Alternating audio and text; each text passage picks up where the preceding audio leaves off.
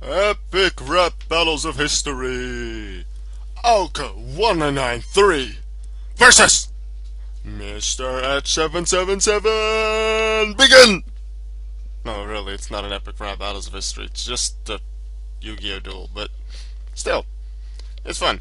Anyway, I'm using Mefist's Garden deck, which is Blood Mefist, Black Garden, and Dragoonides, mainly Ducks and Phalanx, to pretty much sort of lock the opponent down mostly. Kaiser Coliseum does help. Mask Restrict, maybe. Kaiser Coliseum, Mask Restrict.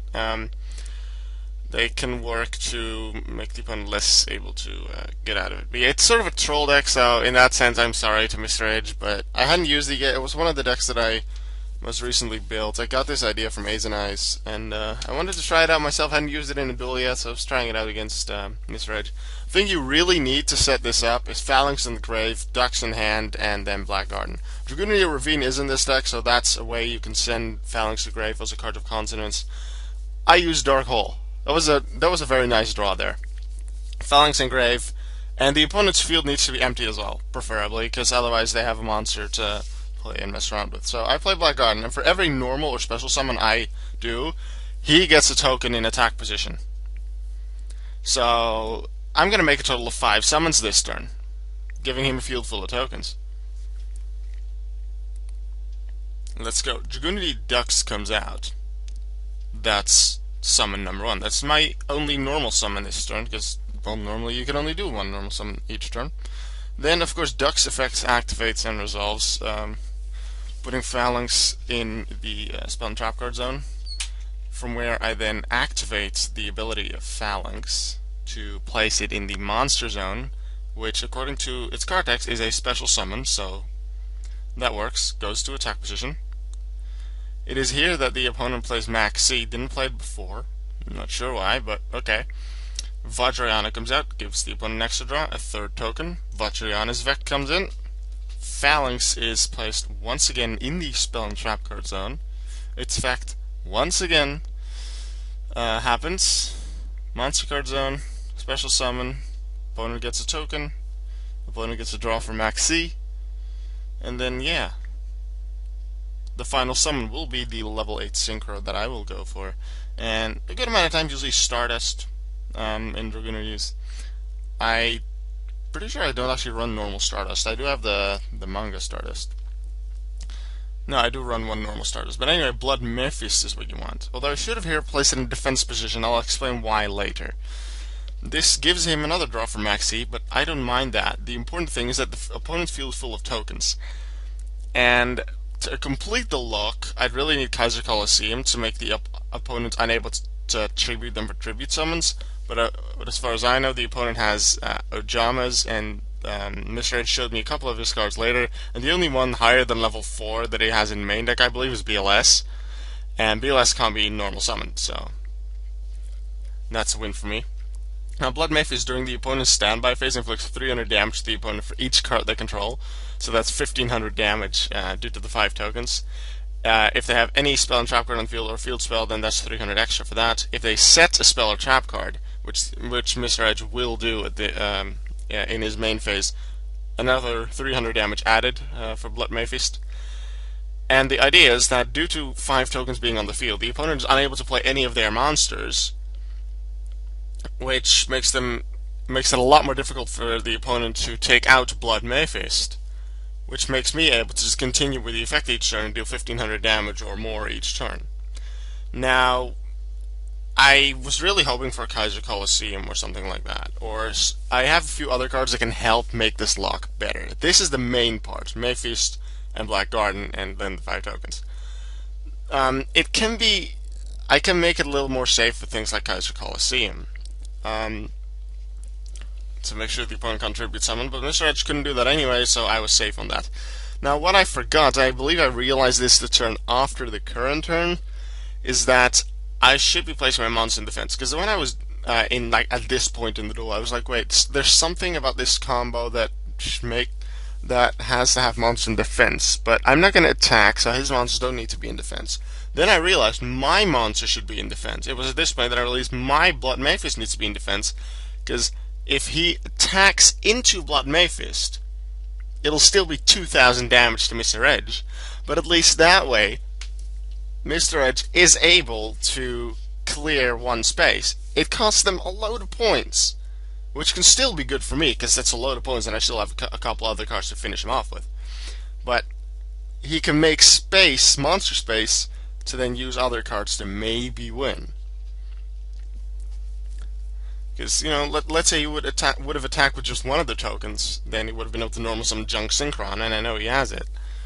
And then do a big Synchro with some other tokens. So I bring out Ducks, Effect Failure comes in unfortunately, so Phalanx doesn't come out. Too bad. I just wanted to bring out another Mefist, take him down earlier. Although what I really should have done, and I will do that on my very final turn when it really doesn't matter anymore, because he can't play much, but Spark Dragon. I prefer that over Stardust, really. And part of the reason is I don't run Mask Restrict in this deck, I do believe. It's just an option. But Stardust Dragon doesn't work on a Mask of Restrict, because Stardust Dragon tributes itself for its effect. So, in that sense, you want to run Stardust Spark to just... let's say the opponent does have, like, Dark Hole or Torrential or whatever, anything that can take out Blood Mefist, then you could use Stardust Spark to save him. Like, Stardust Spark will be taken out, sure, but Blood Mefist stays. Like, Stardust and Stardust Spark, they have their advantages and disadvantages against each other. I've discussed that in a Yu-Gi-Oh! Discussion video before. You can go check that out if you want. But you have Ducks in the field. What I really should have done, and I'm writing that in the chat right now to sort of give him a hint, because I'm like, this is sad for him. Let's see if he can figure it out. And he does actually figure it out. Like, wait a minute, I can attack. And now that I have Ducks on the field, which, due to his failure, it's gonna make him able to stay in the game for a little longer. Not really. But instead of having his 800 attack tokens crash into my 2800 attack Blood Mefist for 2000 damage, he can just now attack into the 1500 attack Ducks for 700 damage per token. So he can clear whatever he wants. So, as I said, my monster should have been in defense mode. Ducks, really, maybe I shouldn't have played it, because once again this gives him more of an option to do this. However, my opponent, the only plan to get rid of Blood Mefist, which is what Mr. Edge wants to do, is Ojama Delta Hurricane. And for that, he thought, okay, I need to just get rid of all of the tokens. However, by getting rid of all the tokens, that's 3,500 damage, leaving him at 700. Which means 3 cards on his field, and he's done for due to Blood Mefist. He just has very few life points. So, I'm not exactly worried in that sense.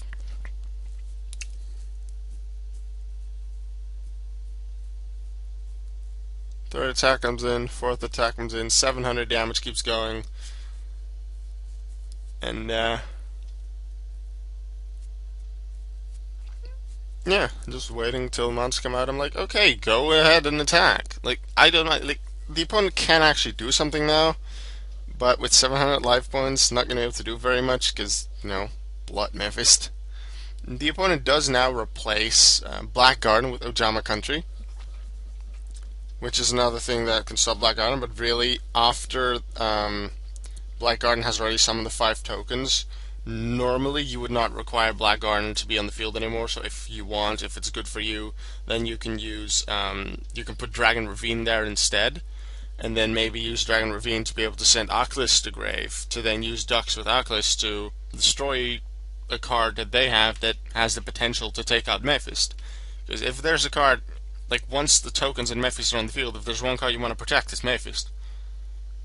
You sort of don't want the opponent to be able to get rid of the tokens either, but you want to protect your own Mefist, definitely. And now here my opponent has already lost, they say, Ojama Country and Ojama Blue on the field is 2 cards, that's 600 damage, but they place another monster, so that's 3 cards, 900 damage. I could just end my turn here, standby phase, opponent's turn, Mefist will finish it off, and I'm like, is there a card that can be used in draw phase or standby phase, like a quick play spell that can take him out? Pretty sure there isn't, but let's just be safe. And play cards of consonants, and I draw into Ducks. Here we go. So, okay, and the fact that I drew into Phalanx would have been fine as well, because I would have just been able to normal summon Phalanx synchro ducks, and do the combo that I'll be doing now. I'll just have an extra ducks on the field for later. So Phalanx to the field, ducks, and I'm just going to do the basic Vajrayana Phalanx Phalanx Vajrayana combo, and get a starter spark for protection on Blood Mefist. But really, the opponent's standby phase, the duel will already be over. So this was Mefist's Garden, as I like to call the deck. Once again, thank you Azanois for the deck idea. Although, was it originally his deck idea? I don't remember. It's been a few weeks ago since he posted a video with it. But anyway, I hope you enjoyed the duel.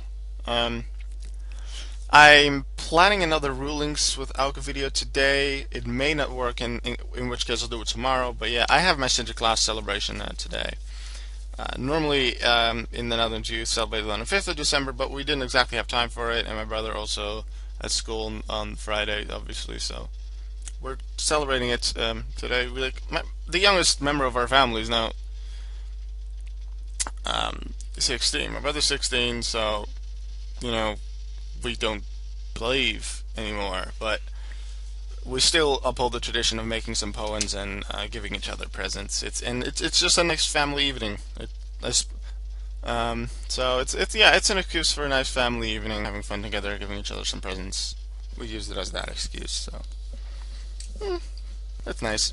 So I'm gonna go prepare for Sinterklaas celebration tonight. I'm gonna see you guys in the next video. Bye. Who won? Who's next? You decide. Epic rap battles of history.